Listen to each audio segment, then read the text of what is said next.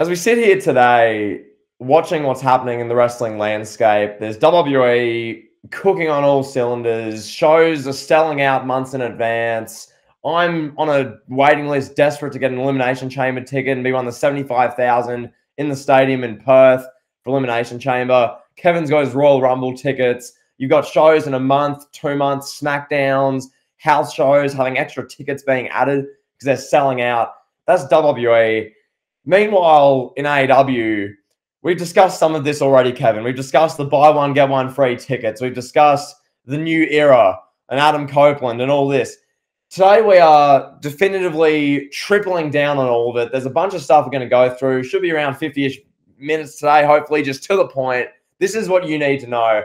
We're titling this The WWE Has Broken Tony Khan, which is a pretty big title. But after recent events, last month, 2 months particularly, and where things look to be going, this seems very fair in my opinion. So, Kevin, firstly, how you doing, pal? I'm good, pal. I can't wait to discuss this. How are you?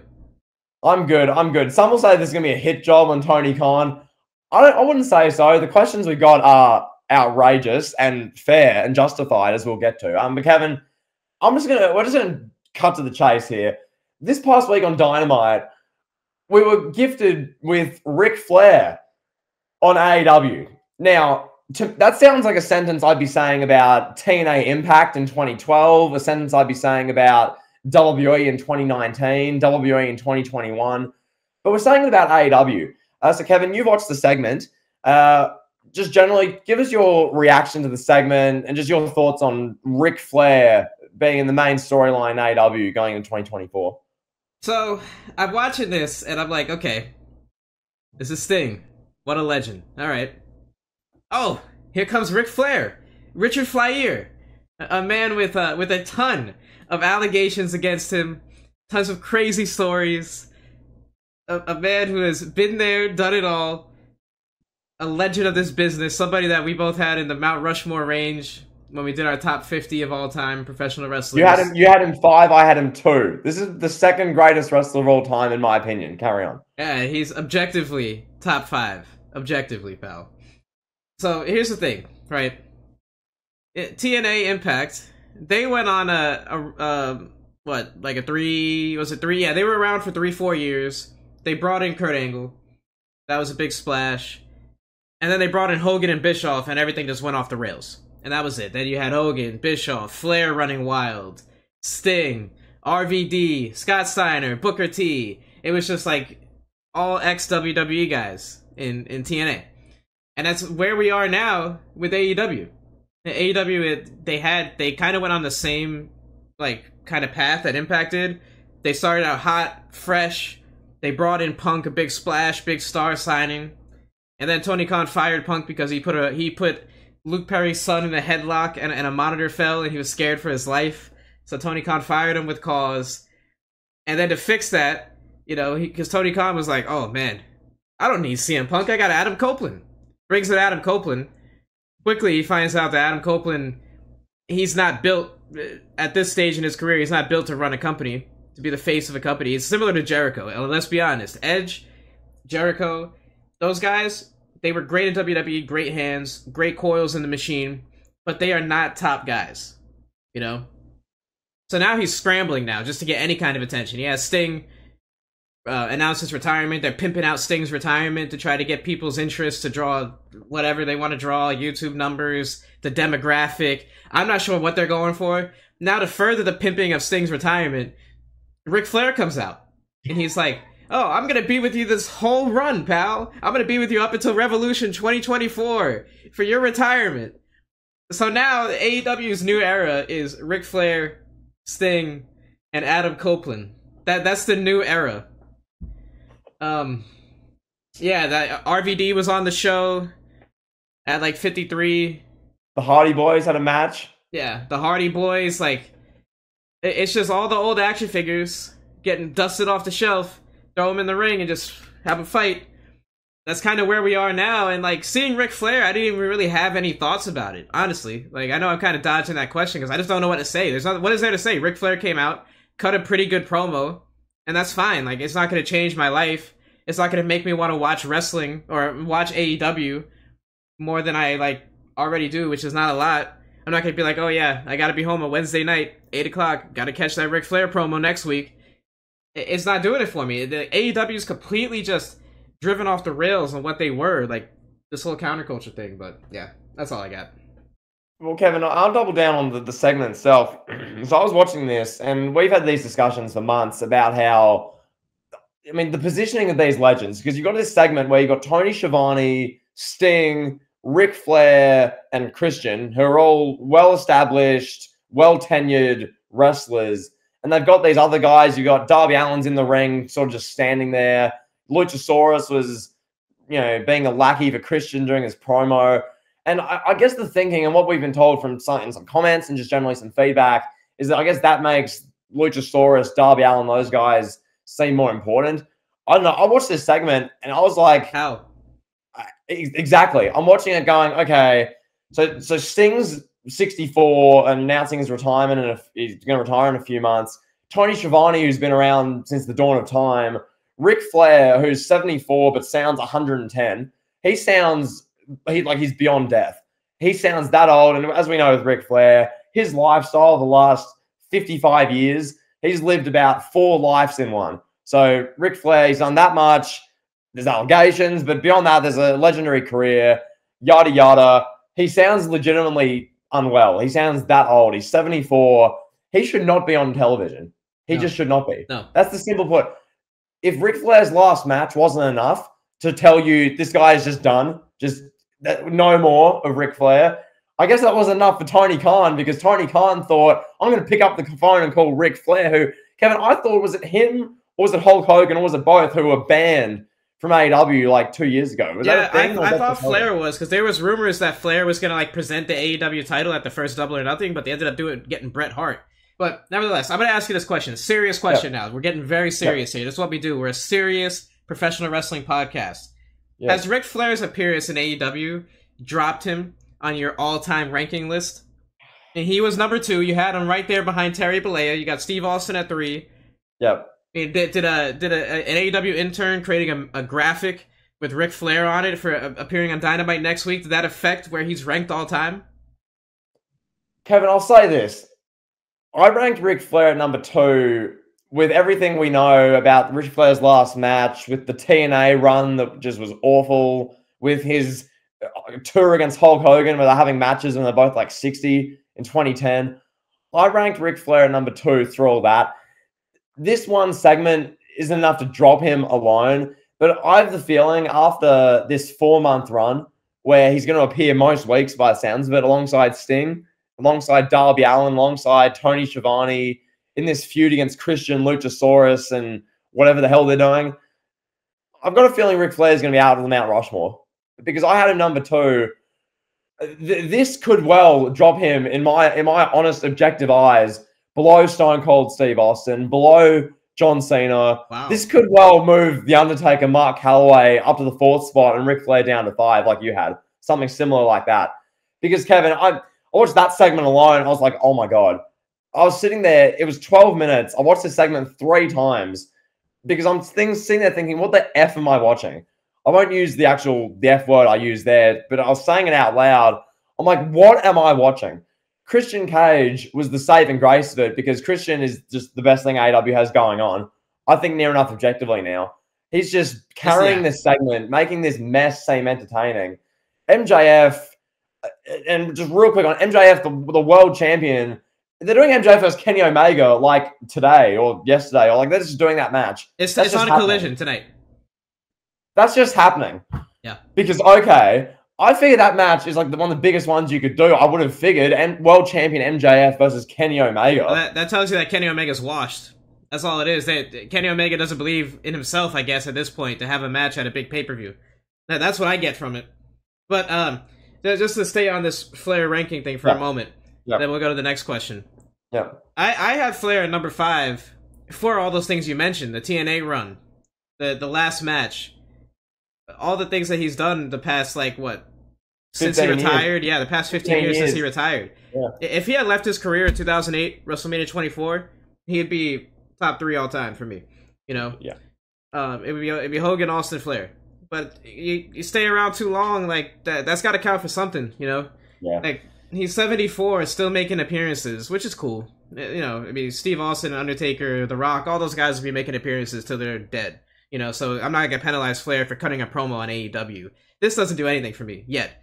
Now, if he gets in the ring and has like a tag team match with Sting and Darby Allin to face Luchasaurus, Christian, whoever they want to bring as their sixth man, I might have to take him off the top 5, honestly. But out of respect for everything he's done in his prime as the face of the NWA, his run in WWE, everything he means to the business, I think he's still top 5.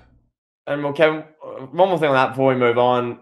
The big thing with that segment, they're going to do this 6-man tag match. It's going to be Christian, Luchasaurus, and the other guy with them against Sting at 64, Darby Allin, and a mystery third man, which will probably be Adam Copeland. Yeah. Realistically, or maybe it's someone. Maybe it's a young star, not with 2023 Tony Khan. It'll be Adam Copeland. What will probably happen? It seems like Ric Flair will get involved in the ending. Ric Flair will get in the ring. There'll be a ref bump. He'll be chopping, doing his struts, doing some woos. Probably beats up Christian, and that decides the match. I don't know, Kevin. As far as the direction of a company, and we'll get to this in the next 30, 40 minutes. Yeah, troublesome. I'll ask you on that. And you touched on this a minute ago, but I just want to just bluntly ask you. When CM Punk was fired 3 months ago, and Tony Khan promised a new era begins at Wrestle Dream, a new era for AEW, we're putting the CM Punk stuff behind us, it's a new era.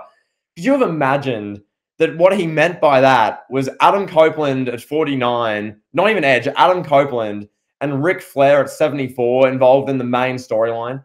Could you have imagined that's where Tony Khan was going to go with it? Honestly, no. I honestly was not thinking that. Like, I knew Adam Copeland was coming in. We all knew that. Like, as soon as the rumors came out that he didn't re-sign with WWE, it's like, okay, he's going to AEW. Okay, cool. Did not really see Ric Flair coming. Did not see Sting, his retirement announcement being pimped out. Like, I get it. Okay, he deserves a retirement tour. I understand that, But, I mean, he's been with AEW for like 5 years. He could have done the retirement tour when he first came in. I digress. Now... Yeah, the new era, like, I don't know. I was thinking, okay, we'll see MJF versus some young guys. We'll build up some new talent. And we'll have the young guys be the focus, The young guys will be the focus, and we'll have Sting and Adam Copeland and Ric Flair as, like, the cherry on top to help boost up the young guys. But instead, MJF's just in the middle of the show, and, like, 8:45, he comes out. He's having quarters thrown at him by, what's his name, Juice Robinson. Tony Khan is effectively offending millions of people around the world in a throwaway segment to a match that doesn't mean anything in the long run. Jay White, what is Jay White and MJF going to mean for the bottom line in AEW when MJF's sitting across from Nick Khan in 3 or 4 months, signing a multi-million-dollar contract? So, I don't know. I mean, maybe that's why MJF's not being pimped out for the new era. Maybe that's what it is. Like, Tony Khan already knows that he's dipping, he's gone. But realistically, like, they have no new stars to look forward to build up. I mean, Ricky Starks just whatever stock he had is through the roof after he shot at Adam Copeland and went off the script. So yeah, I don't know. And I saw there was a tweet about this, and this made the rounds, and just generally this sentiment's what we've been saying for a long time, and what's been said for a while.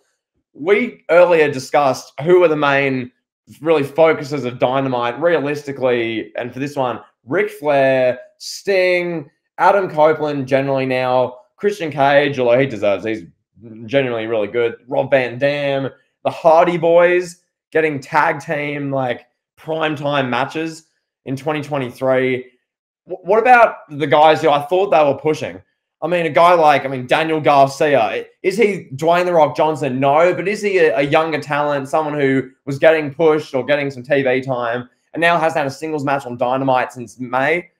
Okay. What about that Takeshita guy? I remember watching All In, that 6-man tag match that went on second in the show. It was like Omega and the Young Bucks against, Takeshita and Bullet Club Gold. And I was like, okay, like, I'm not super impressed by this one guy, but this is at least someone that seems like they're trying to push. Hasn't had a singles match on Dynamite since June, apparently. And, like, it's stuff like that. It's this action figure. I'm bored of these guys. Throw them out. Oh, there's a Ric Flair action figure now. That's what's wrong with this company. It's the fact that, a guy like, take your pick, even younger, Wheeler Yutas, anyone. Swerve Strickland's legitimately good. He's getting some shine at the moment, as he should. But how long, Kevin, until Tony Khan goes, Strickland, whatever. Is that Lars Sullivan? Is that Goldberg? And just forgets about Swerve Strickland. Goldberg. Which, Kevin, this leads me to another bit, or a bit I have now, which I'd love to know your take on this. We're now going to debut a segment on this show. Not really a segment, but just a bit. I'm calling this Tony Khan Limbo. How low can Tony Khan go? Wow. Kevin, in recent weeks, I consider Adam Copeland edge isn't much of it. That's not bad. It's Adam Copeland. We all love Adam Copeland. He's a cool guy, great talent, legend. Adam Copeland, that's fine. Then you do Ric Flair. That drops the bar, okay? That's poor form. That is poor from Tony Khan, almost objectively. It got unanimously trashed on Wrestling X, got trashed across the interwebs of wrestling, except in the comment section of the YouTube clip, Kevin, which was all positive. Funny that. I wonder if Tony Khan and he accused WWE of having bots months and years ago with their comments. It was a bit odd that there were no negative comments I could find on that YouTube clip for the Ric Flair Sting segment. Interesting. Funny that, Tony. That being said, Kevin, Ric Flair, the bar drops. Where to from here? It seems now obvious there was the tease. It felt like the Goldberg is going to be one of the next ones to come in. Goldberg, potentially. Tony Khan loved WCW growing up. There's been big things with Tony Schiavone, Sting, Ric Flair, all this WCW flavor. I think Goldberg's going to be soon. So if they do Goldberg, what next from there? Hulk Hogan? We've already seen Ric Flair. What says Hogan's off limits? Why wouldn't Tony Khan do Hulk Hogan? He's brought in Ric Flair at 74. Is Hulk Hogan off limits? So right there, that's Goldberg would be a rung below Ric Flair. I think Hogan would be a rung below that. How low can Tony Khan go? Will Tony Khan go to Ronda Rousey? Ronda Rousey, Kevin, and this was news to me. This was sent to me, Kevin. Ronda Rousey is wrestling for the Wrestling Revolver Unreal in some California indie fed. So Ronda Rousey's working the wrestling pal. Is Tony Khan going to go there? Is Tony Khan going to go to Ronda Rousey? Or better yet, Kevin, is he going to go lower? Is he going to go to a guy like a Lars Sullivan to give them a real hit, a real punch in the mid-card? Is that how low Tony Khan can go? Or finally, will Tony Khan go to the lowest of the low, the scum of just wrestling? The pure scum, Alberto El Patron Del Rio, a literal human scumbag. Will he go that low? Kevin, who knows? Because Tony Khan, he's bringing in Jeff Hardy and the Hardy Boys. He's bringing in, Adam Copeland, he's just a better human than all these other people. But 49-year-old Adam Copeland, Ric Flair at 74. What now? Goldberg, Hogan, Rousey, Sullivan, Del Rio. Kevin, I ask you, how low will Tony Khan go? I would hope he would not bring in Alberto Del Rio or Lars Sullivan. That would be I don't know. That would be damage control. At that point, he's lost his mind. If he's bringing in Lars Sullivan or Alberto Del Rio, that would be negative points. He'd be in the ground, penetrating the earth at that point of how low he is on the moral scale, on just business sense, from a financial standpoint. I don't know. At that point, if I was working at AEW, right, I'm working in the office as a graphic designer or something, or I'm uploading clips on YouTube. I'm that guy doing that job, and I see Alberto Del Rio coming in. I'm done. I'm quitting. I'm finding a new job. This company's going under immediately. That at that point, oh man, yeah, it's over. Just get in a ship. I don't know. Just get off the ship, and it's sinking at that point. I don't know. But Kevin, just on one more thing on that before we move on. The fact that it's gotten to this point already, this is the sort of thing we would talk about with Vince McMahon for years. He's going to forget about the younger talent, forget about guys who are going to be the next stars, and they'll just bring in Goldberg again. Or they'll bring in Hogan again. They'll push Ronda Rousey instead of the rest of the women. That's what they do. And, I mentioned Del Rio, hopefully as a joke, but after what we've seen, those guys we mentioned, who knows? I think I I think don't know. Ronda Rousey is probably the most realistic out of those four Yeah, names that you threw out there, or five names, I should say. yeah, Ronda Rousey is probably the most realistic. I don't know if he'd go there with Goldberg, though. It would be interesting to see all the people that hate Goldberg all of a sudden love him. yeah, It's literally the AEW fan base, that core fan base that was so vocal in their hatred for Goldberg in yeah. 2016, 17, 18, 19, I guess early 2020 as well. So it'd be interesting to see that how that dynamic would work, where you have those like those fans that are just, what's the word, like the most disenfranchised, the most like feeding off negativity, like you got those kind of people, and then you see Goldberg come out there. Like, let's say he comes out, he spears MJF, and it's Mm. like, all right, we got Bill Goldberg, MJF. That's gonna be headlining whatever Double or Nothing 2024. I can see it now. All the people be like, "Yeah, I love this. This is big for AEW. Big exposure for MJF working with a big star like Goldberg." But I don't think Tony Khan would go there. I think Ronda You Rousey's. don't, you don't, I you don't think don't. so. I do. I do. I can see that. And Kevin, as you say, the same people who would be like, yeah, Goldberg MJF, that's a big time match. These same people are ones who, when Goldberg would spear Bray Wyatt and beat him, F Goldberg, F Vince McMahon, I hate WWE, AW is what I've needed in my life. The same people. And Kevin, one more thing on the how low can Tony Khan go. Out of the ones I listed, I see Goldberg within the coming months because, I mean, Tony Khan loves old WCW guys. I see Hogan. Kevin, I see a segment, February 2024. It's on Dynamite. You've got the closing shot. It's going to be Ric Flair, Sting, and they'll have Darby Allin standing behind them so you can't even see him. And then you'll have the guys they're standing across from. You'll have Hulk Hogan, and then you'll have Goldberg. And it'll be like, oh my God, WCW, WCW. When half the guys are in their 70s, one of them's 64, and the other one's Goldberg's like 50, 57. All right, so Kevin, that being said, that's how low you can go. I was going to ask you, just going back to Dynamite, just AEW generally, what they're doing right now, because we can jump into the future and how low Tony Khan can go. We'll get there. We'll get to that bridge when we get there. But the fact of the matter is, Kevin, this past Dynamite, I want your thoughts, because the fact is, an AEW Dynamite with Ric Flair, Kazuchika Okada, the biggest star in New Japan the last 15 years, and MJF, it got beaten in ratings by an NXT, which had 5 women's matches on it. And that's not taking away from the NXT women, but I would figure Ric Flair, Okada, and MJF could get more views than a bunch of women's matches on NXT. But I guess not. Thoughts on that? Anything on that? Or just... Yeah, I mean, the only thing I'll say this about Okada, NJPW is a dying brand. You know, they have a show in like Vegas or something in the next few months or weeks, and it's sold like 700 tickets in like a 10,000 seat arena. I mean, they've been dead, and at least in America, they've been a dead brand since Kenny Omega left.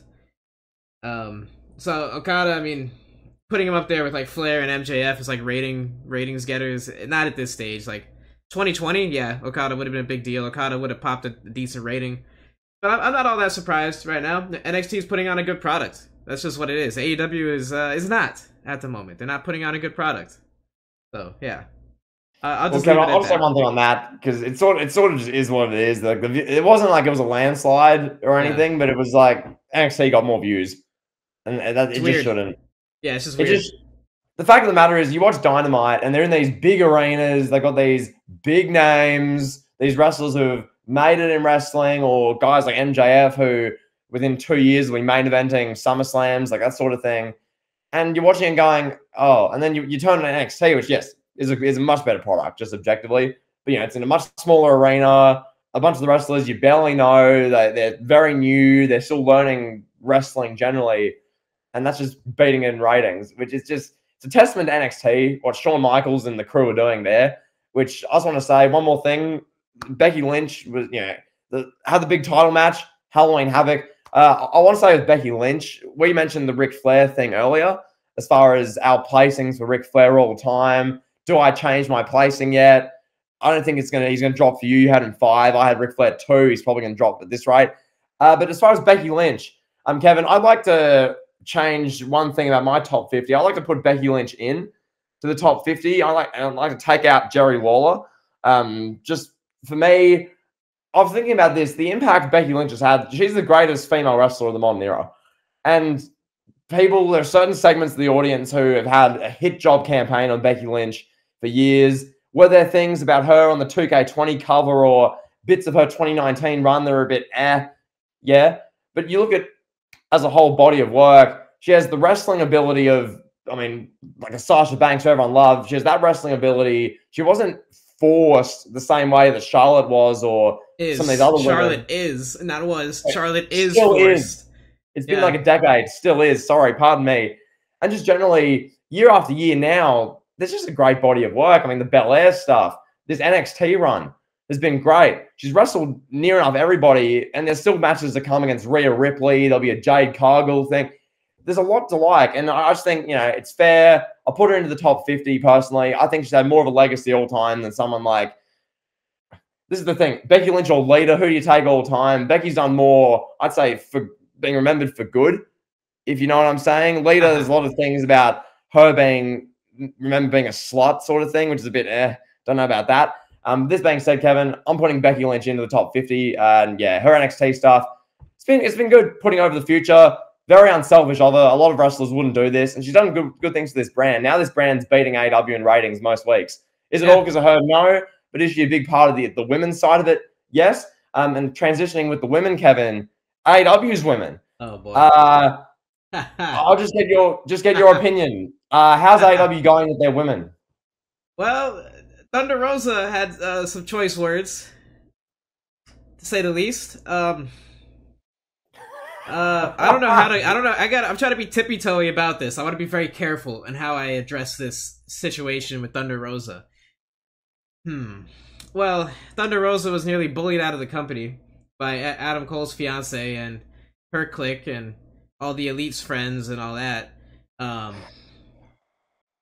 Yeah, I mean, with the women's division, when Kenny Omega was booking it, I mean, forget it. Just, you could put that in the trash, Is Tony Khan doing a better job than Kenny Omega? Yeah. But that's like saying, are the Patriots a better team than the Jacksonville Jaguars? Like, it's obvious, So it's not really, or for you, a better reference for you. That's like saying, all-time better franchise, Kings or Lakers, That's how bad Kenny Omega was as a booker of the women's division. Garbage. So, nevertheless, we should induct you. I'm sorry, you should induct Kenny Omega's booking of a women's division into the trash men. Make a special wing for the booker. Kenny Omega's right hand and pen. Induct that into the trash men. Kevin, it's an exclusive club, the trash men. You got JD McDonough, Corey Graves, Kenny Omega's right hand. I'm going to do it. Kevin, I'm going to induct Kenny Omega's right hand into the trash men. Kevin, Kenny Omega's right hand has been egregious in the past 5 years. Disgusting booking of the women's division. Kevin, everything involving Kenny Omega's right hand and females, I want no part of it. It's been trash. So, Kevin, with that being said, the fact of the matter is Thunder Rosa and there's Kevin, I can't believe, and this will happen more because it's a clique in AEW. Like traditionally in companies and corporate America, just generally companies, there's usually either there's a boys club or there's a group who sort of run the show behind the scenes. There's politics. There's a clique as there was in the 90s, the WWE with Nash and Michaels and Triple H and all them. There's always a sort of clique. In AEW, everyone knows the clique's enshrined since day one in the management. In this case, it's the Elite. And, Adam Cole and his partner and Christopher Daniels and Kazarian and all these guys are in it. And there are wrestlers who aren't. And clearly Thunder Rosa isn't. Does this change the women's division's booking? The women's division's booking sucked regardless. To be honest, the last year, Kevin, what can I tell you from the AEW women's division the past year? Toni Storm has a good gimmick. It's better than some of the stuff she's been involved in with like the cream pies to the face in WWE and some of the other things. But yeah, Saraya came out to We Will Rock You at All In. That was memorable, I guess. The same Saraya who was spray painting a bunch of AEW women, I guess. So Saraya spray painting like she's 1996 Hulk Hogan, I guess. That's your AEW women's division. You've got Thunder Rosa, disgruntled, rightfully so, because of all this stuff that's been going on, allegedly. Okay. Yeah. And then you've got Britt Baker, who Kevin, has Britt Baker's character developed beyond she's a dentist and she's Adam Cole's partner? I guess, because I remember the match where she was bleeding, and then there was the shirt with her face with blood all over it, and then there was the shirt with her with a black eye, which was for some reason Tony Khan gave the green light to. Oh well, if a man wore that shirt, it'd be fine. Yeah, because it doesn't imply the same thing, Britt, clown. When a woman has a black eye, that implies so much more that's worse. Like, it's just this delusion of, I don't know what's going on behind the scenes in AEW. I don't know. Imagine this for a moment. Just imagine this scenario, right? Picture this. Yeah. You, Jimmy, you're walking into a supermarket, right? Yeah. It's to get some chicken, get some beans, get some rice. You're going to make a nice bowl for your lunch. I'm doing my grocery shopping, yeah. Yeah, and you walk up to the cash register, who's like a 23-year-old woman, let's say, you know, and you walk up and you're smiling like, hey, how are you? And on your body, you're wearing a black shirt with a woman's face, and that woman has a black eye on it. And that's what you got on your chest. Like, to normal people, they're gonna be like, wait, Yeah, the counter, she hit the duress alarm and say, like, oh my god, there's a woman beating crazy at the counter. Oh my god, help, help. That's what they do. And then they thought that an AEW and the people there were like, oh, well, what's the issue? Just because it's a woman? Yes, because it's a woman. That's the problem. Anyway, this being said, Kevin, let's just move this on. Please. We could go on about that for ages. I just want to cut to this. Recently, Jon Moxley, this is another big thing with AEW in recent years, the safety, the lack of the performance center, the fact they use AEW Dark and Dark Elevation as their performance center, as if that was ever going to be a good idea. Jon Moxley recently came out calling for major changes to in-ring safety. Because, Kevin, I don't know if you remember this. Wait. Hold on. I want to make sure I'm hearing you properly. Jon Moxley. Yep. The guy who blades when he's wrestling jobbers from Ring of Honor, from the Fed that wrestles 20 minutes down the road in the fairgrounds in my city. Guys who you never heard of just show up on Dynamite, and Jon Moxley's blading for them. He's getting cut by pizza cutters from a legitimate felon in Nick Gage on live TV during a pizza commercial in a picture-in-picture. Nearly got a huge sponsorship pulled from AEW. That guy is calling for in-ring safety. Kevin, yes. Moxley was injured during a match on AEW Dynamite last month, which sent him to, quote, effing outer space for 10 minutes. And now he's proposing an idea for how to better protect wrestlers. And he's following up with safety measures and this sort of thing. Kevin, I'll say this. AEW since day one, as we've established, they've used Dark and they've used YouTube exclusive shows as their performance center. They've never opted to really, truly care about wrestler safety. It's been go out there and do what you want. It's been go out and get your spots in. Get your stuff in, pal. Make sure you get as high a star rating as possible from Dave Meltzer. That's been the culture stemming from the top with the Young Bucks. I guess now Moxley, the same guy who, as you beautifully described there, puts scissors into his head, puts skewers, blades against Wheeler Yuta on Dark, stuff like this, gets slashed with blades every other week. I guess now him being sent to outer space for 10 minutes from a sickening, horrific Dynamite concussion was just the final straw for him. I guess he went to another universe. He went to the good side. He just, during those 10 minutes he was knocked out, he went to WWE, and all of a sudden he saw the light, and now he's back in AEW. He's like, what the hell? What am I doing? What's going on? I don't know, Kevin. This is just another blistering example of why AEW must change, because this can't go on. Kevin, a wrestler is going to be seriously hurt. Moxley was KO'd cold in a match, pal. This is like to think of a real world sports equivalent for this. This is like a headhunting safety in the NFL that's known for like going helmet to helmet, giving other football players, wide receivers, tight ends concussions on a weekly basis, coming out and be like, you know what? I don't like the NFL safety. I don't like it. We need better protection for the players. We need better concussion protocol. Like, bro, like this is the last possible guy you could ever want going on like a PSA tour doing PR, talking about we need better wrestler safety, better concussion protocol in wrestling. Literally the last guy in either wrestling company, WWE or AEW, you could possibly put as the face of that agenda.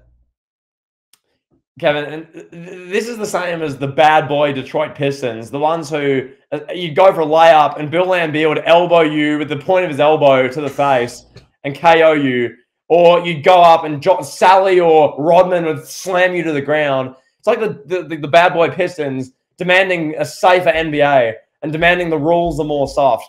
That's this. I don't know. We'll see where this goes. Is there going to become a wrestlers union, a safety thing? Is AEW going to implement new safety measures? Is Moxley going to change his wrestling style? No. I don't know. Probably not do any of it. I saw the story and was like, what the hell, Moxley? I don't know. Yeah, that's weird. Anyway, Kevin, I'll ask you one more. It's a two-part question before we move on to our final closing around the world. God. I'll ask you this. Firstly, we've discussed this for now 40 minutes. I want a definitive answer from you. Oh my God. How is AEW different from 2010's TNA? What about AEW is different? They've got the homegrown talent, which are now just being overshadowed by just old legends, I guess. In my honest opinion, I think it's actually worse. Honestly. I really do. AEW, as in terms of young stars, potential faces of the company, they have MJF. That's it.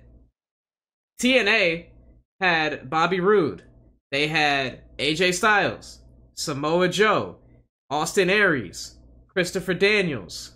I could name like at least another 3 or 4 guys. Yeah. I can't think of any more names. Like Alex Shelley, Chris Sabin. They had all these good homegrown talents. AEW, they have one. MJF. That's it. Kenny Omega's like 40 at this point. I think it's worse. It's worse than 2010's TNA. Yeah. I mean, it's hard to argue against, but you look at the homegrown talent. Kevin, the fact is AEW's been around officially for 5 years in a few months. They've been doing Dynamites for now 4 years plus on television. But they've been around since literally bang on the start of 2019. So in about 2 months, it'll be 5 years, pretty much officially. And besides MJF, they have failed to make any new stars. They've tried Ricky Starks, which looked good at points, and that's just fizzled out. I don't know what's going on with that. He's getting called like a vanilla midget or something version of Rock or something on by Edge or I don't know. I don't know what's happening there. Who else? Luchasaurus. He's just sort of standing near Christian. He's a dinosaur, bro. Like, I know. You can't take that guy serious as a main eventer wearing a dinosaur mask. I know. Like Sammy Guevara was finished the moment those old audio clips emerged of him talking about Sasha Banks. He was done. No matter what you did with him. Darby Allin has allegations too, so it's like, yeah. Jungle Boy got beat up by Phil Brooks, so he's done. Jungle Boy is literally famous now, yes, for being put in a headlock by Phil Brooks, which caused a monitor to fall next to or on Tony Khan, which made Tony Khan believe he was going to die, which then caused Tony Khan and the AEW legal team to fire Phil Brooks for the cause. That being said, any other young talents are missing? I don't know. Is there Wardlow? They've dropped the ball on him badly. Yeah. Will Hobbs, they've failed him. Those guys can be big stars in WWE. Jade Cargill, they sort of tried, but that just sort of fizzled out. And now she's in WWE with this amazing presentation. Kevin, I don't know. The point is, AEW has failed. And now they're giving away They're giving away MJF versus Kenny Omega randomly on a collision on 5 days' notice because they're trying to do some record versus title. Kevin, I don't know. I'll ask you one more question before we're done. All right, Kevin, I'm just about finished on this guy, Tony Khan. Can I say one thing before you ask this last question? Yeah. So the name of this podcast is WWE Has Broken Tony Khan. Yes. Which it's very there's a very real point that you could make to give truth to that statement.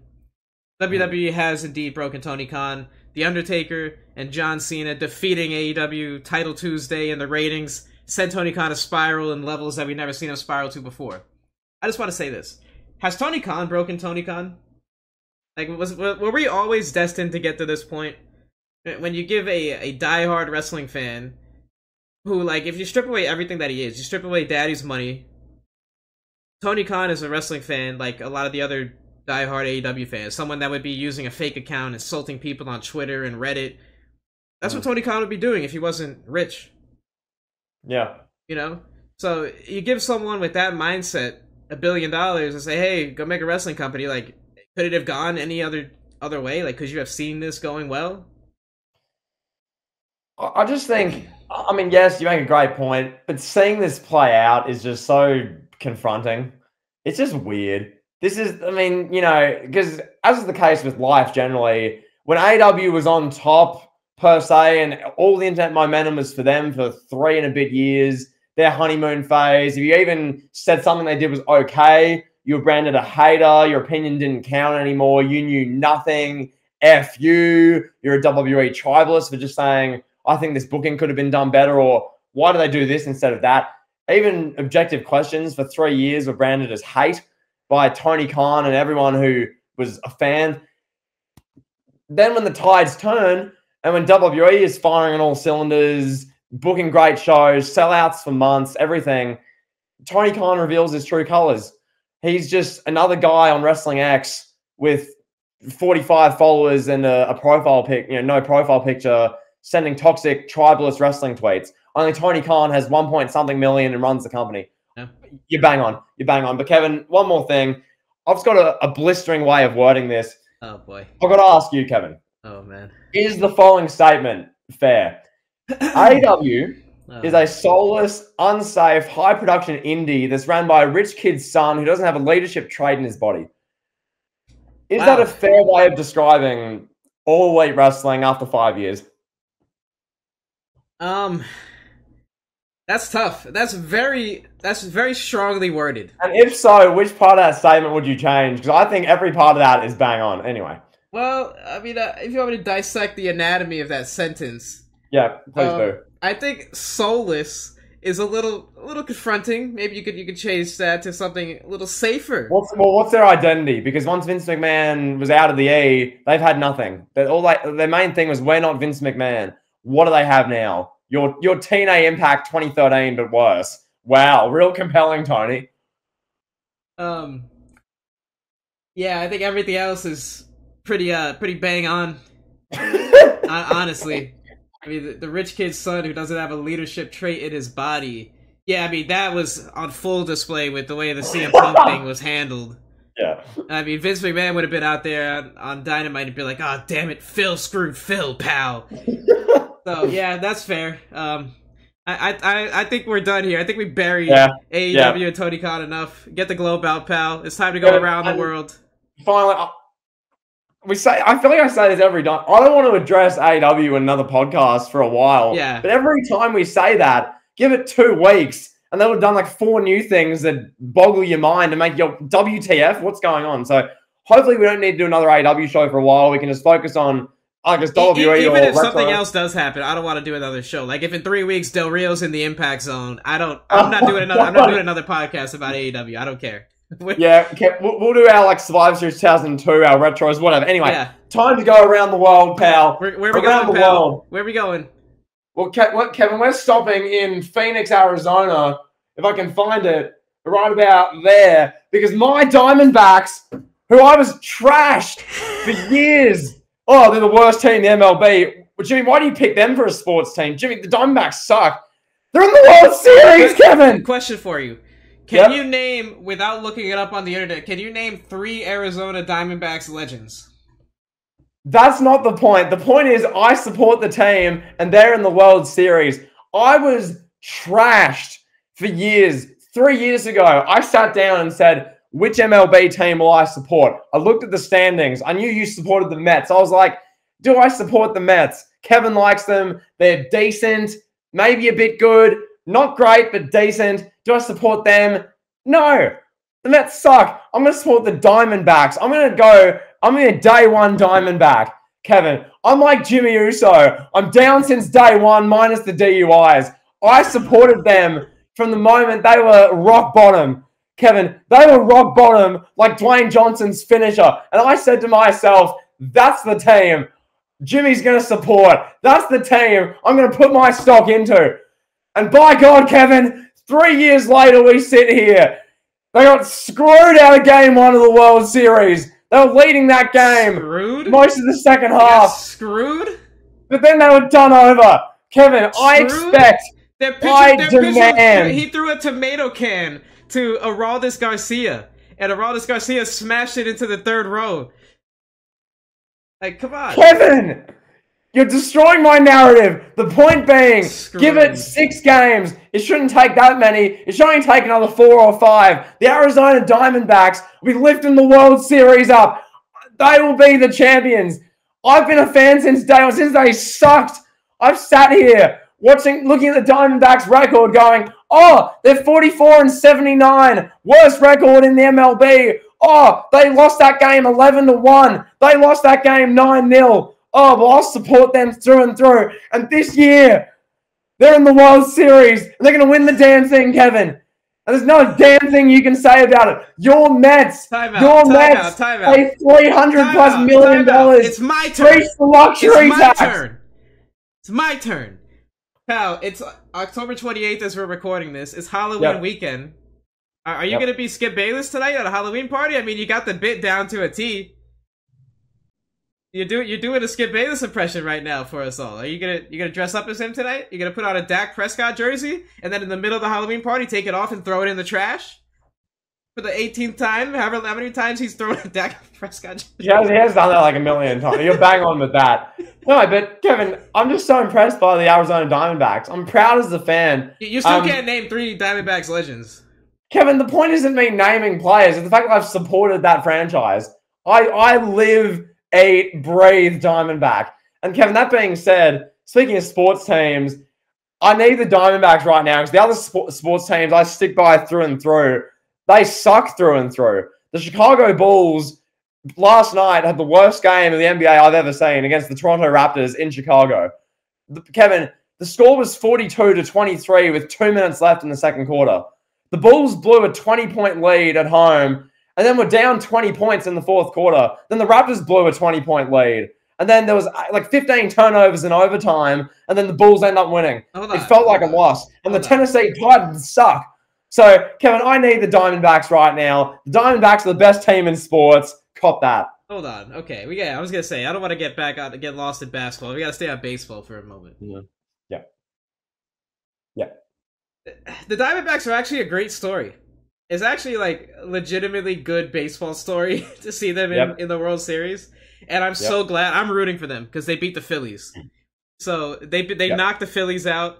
The Philadelphia Phillies are not going to the World Series thanks to the Diamondbacks. So I really can't say anything bad about them. I'm not going to trash them. Actually, I apologize. I'm going to formally apologize to the Diamondbacks fan base for trashing them a number of months ago when the Mets were riding high and the Diamondbacks were at the bottom of the standings. Things have turned around. The Diamondbacks stepped up and defeated the evil Philadelphia Phillies. So I have to apologize to them. I'm rooting for them.